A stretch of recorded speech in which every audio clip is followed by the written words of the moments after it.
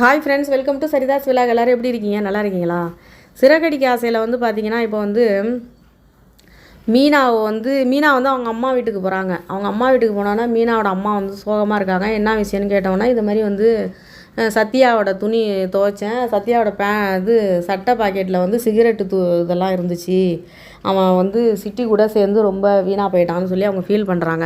உடனே நம்ம மீனா என்ன பண்ணுறாங்க, இதுக்கெல்லாம் காரணம் அந்த சிட்டி தான், நான் போய் கேட்குறேன்னு சொல்லிவிட்டு அவங்க இங்கேருந்து போகிறாங்க சிட்டியை போய் பார்க்குறதுக்கு. அடுத்து வந்து பார்த்திங்கன்னா, நம்ம ரோஹிணி வந்து அந்த பணம் கேட்டு மிரட்டுவார்ல பிஏ, அவரை வந்து பார்க்க போயிருக்காங்க. ரோஹிணியும் அவங்க ஃப்ரெண்டும்.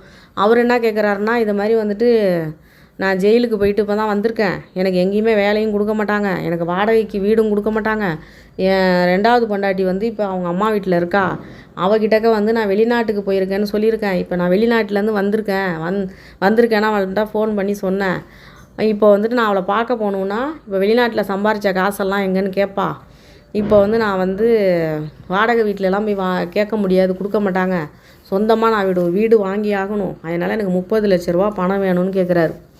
ரோகிணி வந்து டென்ஷன் ஆகுறாங்க, என்கிட்ட அவ்வளோ பணம்லாம் இல்லை அப்படின்ட்டு. அப்போ பணம் இல்லைன்னா விட்டுரு, உங்கள் வீட்டில் வந்து உன் கதையெல்லாம் நான் சொல்கிறேன் அப்படின்னு சொல்லி மிரட்டுறாரு. உடனே 2 நாள் டைம் கொடுக்குறாரு, நீ பணத்தை ரெடி பண்ணிவிட்டு எனக்கு ஃபோன் பண்ணு அப்படின்ட்டு. இதோட முடிஞ்சிச்சா? இவங்க மீனா போயிட்டு நம்ம சிட்டியை போய் திட்டுறாங்க, என் தம்பியை வந்து கெடுத்து குட்டிச்சோராக்கி வச்சுருக்க, நீ தான் வந்துட்டு ஒரு ரவுடினா என் தம்பி கூட எதுக்கு சேர்ற, அவன் வாழ்க்கையை எதுக்கு கெடுக்கிறேன்னு சண்டை போடுறாங்க. அவர் என்ன பண்ணுறாரு, என் சத்யாவோட அக்கான்னு தான் நான் மரியாதை கொடுத்துக்கிட்டு இருக்கேன், மரியாதையாக வெளியில் போடி அப்படின்னு வாடி போடின்னு பேசுகிறாரு. உடனே என்ன பண்ணுறாங்க, இவங்க அடிக்கிறதுக்கு போகிறாங்க. மீனா அடிக்க போனோன்னா பிடிச்சி தடுத்து தள்ளி விட்டுறாரு கீழே. சிட்டி தள்ளி விட்டோன்னா போயிட்டு ஒரு கட்டை மாதிரி இருக்கு, அதில் விழுந்துடுறாங்க. விழுந்தவொடனே தலையில் லைட்டாக அடிபட்டுருது. 2வது மறுபடியும் இங்கேருந்து எந்திரிச்சு போய் என்னையே இப்போ என் மேலேயே கையை வைக்கிறியான்னு போய் அடிக்க போகிறாங்க. அதுக்குள்ளே முத்து வந்துடுறாரு. முத்து வந்தோடனே முத்து வந்து சும்மா இருப்பாரா, அவர் அடுத்தவங்களை அடித்தாலே போய் நிற்பார், பொண்டாட்டி அடித்தோன்னு சும்மா இருப்பாரா, போயிட்டு இங்கேருந்து சிட்டியை அடின்னு அடிக்கிறாரு. அடித்து கையை பிடிச்சி முறுக்கி விட்டுறாரு. முறுக்கி விட்டுட்டு இங்கேருந்து சரி வா போகலாம், என்னன்னில்லை நீ எதுக்கு இங்கே வந்த, உங்களுக்கு எப்படி தெரியும் நான் இங்கே வந்தேன்னு அப்படின்னோடனே, அத்தை தான் ஃபோன் பண்ணி சொன்னாங்க நீ இங்கே தனியாக போயிருக்கேன்னு, அதான் நான் வந்தேன் அப்படின்னு சொல்லிட்டு சரி வா போகலான்னு திரும்பினாங்க. மீனாவுக்கு வந்துட்டு தலையில் இந்த இடத்துல ரத்தம் வருது. உடனே என்னன்னாக்கா ஆஸ்பத்திரி போகிறாரு. போனோடனே வந்துட்டு கட்டு போடுறாங்க. கட்டு போட்டுட்டு ஒன்றும் பலமாக அடியெல்லாம் கிடையாது, ஆனால் இருந்தாலும் ஸ்கேன் பண்ணி பார்த்துடலான்னு சொல்லிட்டு ஸ்கேன் பண்ணுறாங்க. அதுக்குள்ளே மீனாவோட அம்மா ஃபோன் பண்ணி மீனா என்னாச்சு அப்படின்னு கேட்டோன்னே அவர் முத்து சொல்கிறாரு, மீனாவுக்கு லைட்டாக அடிபட்டுடுச்சு, சிட்டி கீழே பிடிச்சி தள்ளி விட்டான், ஹாஸ்பிட்டல் கூப்பிட்டு வந்திருக்கேன் அப்படின்னோன்னா நாங்களும் வந்து பார்க்குறதுக்கு வரோன்ட்டு அவங்க சொல்லிகிட்டு இருக்காங்க. இதுக்கிடையில் என்னன்னாக்கா சத்யா வீட்டுக்கு வராரு. அங்கே வீட்டுக்கு வந்தோடனே அவங்க அம்மா வந்து திட்டுறாங்க, எல்லாம் ஒன்றால் தான் அவங்க அப்பா செத்து போனார், அடுத்து என்னன்னாக்கா இப்போ மீனாவுக்கும் பிரச்சனை ஒன்றால், அவளை நிம்மதியாக இருக்க விடல, எங்கள் எல்லாரையும் சாவடிச்சிட்டின்னா நீ சிட்டி கூட சேர்ந்து சுற்றலாம், சந்தோஷமாக இருக்கலாம் அப்படின்னு சொன்னோன்னே என்னாச்சுன்னு கேட்குறாரு. இதை மாதிரி வந்துட்டு நீ வந்துட்டு கெட்ட பழக்கமெல்லாம் கற்றுக்கிட்ட, அதை மீனா கிட்ட சொன்ன, மீனா உடனே சிட்டியை போய் கேட்க போகிறேன்ட்டு போனா, அங்கே போன இடத்துல சிட்டி பையன் வந்துட்டு அக்காவை பிடிச்சி தள்ளி விட்டுட்டு ஆஸ்பத்திரியில் இருக்காளாம் அப்படின்னோடனே உடனே நேராக சத்யா என்ன பண்ணுறாரு, நேராக சிட்டிக்கிட்ட போய் சண்டை போடுறாரு, நீ அக்கா மேலே கையை வச்சிட்டியா அப்படின்னு, உன் மாமா வந்து அடிச்சுட்டு போயிட்டாருடா சிட்டியேன்னு சொல்லி சொல்கிறாங்க பக்கத்தில் இருக்கிறவனுங்கெல்லாம். அதுக்கு வந்து என் மாமா அடித்ததோடு விட்டாரே அதே பெரிய விஷயந்தான், எங்கள் அக்கா மேலே கையை வச்சுருக்க, நீ என் ஃப்ரெண்டுங்கிறதுனால பார்க்குறேன், மரியாதையாக வந்துட்டு எங்கள் அக்கா கிட்ட வந்து மன்னிப்பு கேளு வான்னு கூப்பிட்றாரு. அதெல்லாம் என்னாலலாம் கேட்க வர முடியாது, அப்போ என் கூட பழகுனது அவ்வளோதானா, எனக்காக இது கூட செய்ய மாட்டியான்னு கேட்குறாரு. உனக்காக நான் எவ்வளோதோ பண்ணிட்டேன், இதெல்லாம் மன்னிப்பெல்லாம் கேட்க முடியாது, உங்கள் அக்கா என்ன மரியாதை இல்லாமல் பேசினுச்சு, எனக்கு கோவம் வந்துச்சு தள்ளி விட்டேன், அதுக்கு பதிலாக அவன் மாமா வந்து என்னை அடிச்சிட்டு போயிட்டான், நான் வந்துட்டு அதெல்லாம் பண்ண முடியாது, மன்னிப்பெல்லாம் கேட்க முடியாது அப்படின்னோடனே அப்போ இதோட முடிஞ்சு போச்சு, உனக்கும் எனக்கும் உள்ள ஃப்ரெண்ட்ஷிப் இதோட முடிஞ்சிச்சு, இதுக்கப்புறம் நீ என்னை தேடி வராத, நானும் உன்னை தேடி வர மாட்டேன், எங்கள் அக்கா மேலே கையை வச்சிட்டில்ல இவ்வளோ தான் உனக்குன்னு சொல்லிட்டு சத்யா சண்டை போட்டு போயிட்டார். நேராக ஆஸ்பத்திரியில் போய் பார்க்க போகிறாங்க. போன உடனே அப்புறமேட்டுக்கு சத்யா வந்து மன்னிப்பு கேட்குறாரு மீனா கிட்டக்க, இதுக்கப்புறம் நான் சிட்டிக்கிட்ட சேர மாட்டேன், நீ தான் எனக்கு முக்கியம், நம்ம குடும்பம் தான் முக்கியம், இதுக்கப்புறம் நான் சிட்டி கூடலாம் பழக மாட்டேன், நான் திருந்தி நல்லபடியாக இருக்கேன் அப்படின்னு சத்யா சொல்லிடுறாரு. முத்து பார்த்துட்டு பரவாயில்லையே, மீனா தலையில் அடிப்பட்டதை பார்த்தோன்னா தம்பிக்காரன் திருந்திட்டானேன்ட்டு அவர் தூரமாக நின்று பார்த்துட்டு நிற்கிறாரு. அடுத்து வந்து பார்த்திங்கன்னா இப்போ வீட்டுக்கு கூப்பிட்டு போனோன்னா அண்ணாமலையும் விஜயாவும் பார்க்குறாங்க. விஜயா வந்து என்ன தலையில் அடிபட்டிருக்கு, ஏன் ரோட்டில் ஒழுங்காக வண்டி ஓட்டிகிட்டு போத்த தெரியாதா அவனுக்கு அப்படின்னோன்னா கீழே விழுந்து அடிபட்டுடுச்சின்னு சொல்கிறாங்க வீட்டில். அண்ணாமலை கேட்கும்போது விஜயா வந்துட்டு ஆச்சரியமான விஷயம் என்னன்னு கேட்டிங்கன்னா, தலையில் அடிபட்டிருக்கா, ரொம்ப பலமான அடியான்னு கேட்குறாங்க. இல்லை லைட்டான அடி தான், 2 நாளில் காயம் ஆறிடும்னு சொல்லியிருக்காங்க. ஓ அப்போ நீ இனிமேல் சமைக்க மாட்டே 2 நாளைக்கு அப்படின்னோடனே, அப்போ சமைக்காமல் இருக்கிறது தான் பிரச்சனையான்னு கேட்குறாரு முத்து. அப்படி இல்லை, பலமாக தலையில் வேற அடிபட்டிருக்கு, சமைக்க முடியாதுல்ல, நான் பார்த்துக்கிறேன் சமையல், நீ போய் ரெஸ்ட் எடுங்கிறாங்க.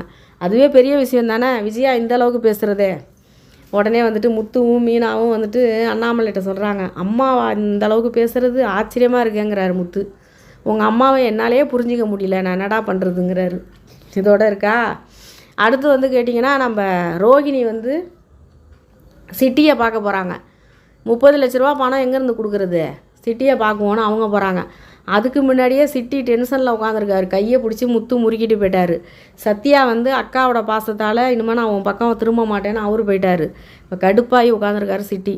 இப்போ அந்த நேரம் பார்த்து ரோகிணி போய் இது மாதிரி சொல்லிகிட்டு இருக்காங்களா, இது மாதிரி என்னை வந்து அந்த திரும்ப அந்த ஆள் வந்து மிரட்டுறான் அப்படின்னு. உன் மேலே என்ன தப்பு இருக்குது, அவன் என்னத்த சொல்லி உங்ககிட்ட மிரட்டிகிட்டு இருக்கான், நீ எதுக்கு பயப்படுற அப்படின்னு இவர் கேட்குறாரு. அதுக்கு ரோகிணி சொல்கிறாங்க, இதெல்லாம் நீ ஏன் கேட்குற, உனக்கு அதெல்லாம் தேவையில்லாத விஷயம், உன்னால் வந்துட்டு அந்த ஹெல்ப்பை பண்ண முடியும்னா பண்ணு, அவன் திரும்ப எனக்கு தொல்லை கொடுக்குறான், அவனை ஏதாவது ஒன்று பண்ணி அவன் என் பக்கமே வரவிடாத அளவுக்கு ஆக்கு அப்படின்னு சொன்னோன்னே, சரி ஓகே நான் பண்ணுறேன், ஆனால் அதுக்கு பதிலாக நீ எனக்கு ஒரு உதவி பண்ணணும்னு சொல்லி சிட்டி சொல்கிறார்.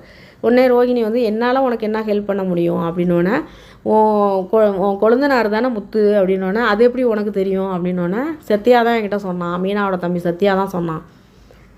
ஓ அப்படியா அப்படின்னா, உன் வீட்டிலேருந்து எனக்கு ஒரு பொருள் தேவைப்படுது அப்படின்னு சொல்லி சிட்டி கேட்குறாரு. ஏன் வீட்டிலேருந்து ஒரு பொருளா, என்ன பொருள் அப்படின்னு சொல்லி ரோகிணி கேட்குறாங்க. இதோட முடிச்சிருக்காங்க சிறகடிக்க ஆசையை. இப்போ வந்து முத்துவும் மீனாவும் பேசிக்கிறாங்க வீட்டில். எப்படியோ என் தலையில் அடிப்பட்டதை பார்த்தோன்னா என் தம்பி வந்துட்டு இனிமேல் சிட்டி கூட பேச மாட்டேன்னு திருந்திட்டான், அதுவே எனக்கு பெரிய சந்தோஷம் அப்படின்னு முத்து சொல்கிறாரு. சொல்லியிருக்கான், அதே மாதிரியே திருந்தி அவன் கூட சேராமல் இருந்தால் நல்ல விஷயந்தான், அவன் நல்லா திருந்தி இருக்கணும்னு தான் நானும் ஆசைப்பட்றேன் அப்படின்னு சொல்லி 2 பேரும் மீனாவும் முத்துவும் பேசிகிட்டு இருக்காங்க. ஆனால் நீ என்கிட்ட சொல்லாமல் அங்கே போனது ரொம்ப தப்பு மீனா, உனக்கு ஏதாவது ஒன்று ஆயிருந்ததுன்னா என்னால் தாங்கிக்க முடியாது, அதை ஃபஸ்ட்டு புரிஞ்சிக்கோ. நீ அவன் அவ்வளோ பெரிய ரவுடியை பார்க்க போகிறேன்னா என்கிட்ட ஒரு வார்த்தை சொல்லிவிட்டு நீ போகணும், இஷ்டத்துக்கு கிளம்பி பயமே இல்லாமல் அங்கே போயிருக்க, அத்தை மட்டும் சொல்லலைன்னா நான் அந்த இடத்துக்கு வராமல் இருந்தால் உனக்கு என்ன ஆயிருக்கும் நினச்சிப்பாரு அப்படின்னு சொல்லி முத்து வந்து அவரோட ஃபீலிங்ஸை சொல்லிக்கிட்டு இருக்காரு மீனா கிட்டக்க. மீனா வந்து ரொம்ப மனசு சந்தோஷமாக தம்பி திருந்திட்டான், புருஷன் வந்து நம்மளை நல்லா பார்த்துக்கிற ஒரு புருஷனும் கிடச்சிருக்காரேட்டு அவங்க மனசுக்குள்ளே ஒரு சந்தோஷம் மீனாவுக்கு, ஆனந்த கண்ணீராக அவங்களுக்கு வந்து அழுதுகிட்டு இருக்காங்க. இப்போ இதோட இருக்குது சிறகடிக்க ஆசை கதை. எனக்கு ஒரே ஒரு டவுட் என்னன்னு கேட்டிங்கன்னா, இப்போ ரவியோடைய ரெஸ்டாரண்ட்டுக்கு இப்போ ஓனரோட பொண்ணுன்னு ஒரு பொண்ணை வேற கொண்டாந்துருக்காங்க கதையில். இப்போ ஸ்ருதிக்கு அவங்கள பார்த்தா பொறாமையாக இருக்குது. ஸ்ருதியை பார்த்தோன்னா அவங்களுக்கு பொறாமையாக இருந்துச்சு, ரவிக்கு கல்யாணம் ஆனதே எனக்கு கல்யாணம் ஆயிடுச்சா உண்மையாவான்னு கேட்குறாங்க. இப்போ ரவிக்கு ஒரு ஜோடியாக கொண்டாந்துருக்காங்க, அந்த பொண்ணு ரவிக்கு ஜோடியாக தான் வந்திருக்கும் போல். இப்போ எப்படி கதையை கொண்டு போக போகிறாங்கன்னு தெரில. ஸ்ருதிக்கிட்ட ஒன்றும் நடக்காது, ஆனாலும் ஏதாவது ஒரு பிரச்சனையை கொண்டாடுவாங்க. ஏன்னா ரவி வாழ்க்கையில் எந்த பிரச்சனையும் இல்லாமல் ஓடுதே, ரவிக்கு ஏதாவது ஒரு ப்ராப்ளம் கொடுத்து ஸ்ருதியை வந்து ஏதாவது, ஸ்ருதி கொஞ்சம் பிடிவாதமாக இருக்காங்கல்ல, அது வேறு குழந்தை பெற்றுக்க மாட்டேன்னு வேறு சொல்லியிருக்காங்க, அதுக்கு ஏதாவது ஒரு இது கொண்டாந்து இப்படி கதையை காட்டுவாங்க போல். அப்படி தான் இருக்கும்னு நான் நினைக்கிறேன். நீங்கள் என்ன நினைக்கிறீங்கன்னு கமெண்ட் பண்ணுங்கள். இந்த வீடியோ உங்களுக்கு பிடிச்சிருந்தால் லைக் பண்ணுங்கள், ஷேர் பண்ணுங்கள், சப்ஸ்கிரைப் பண்ணுங்கள். நன்றிங்க.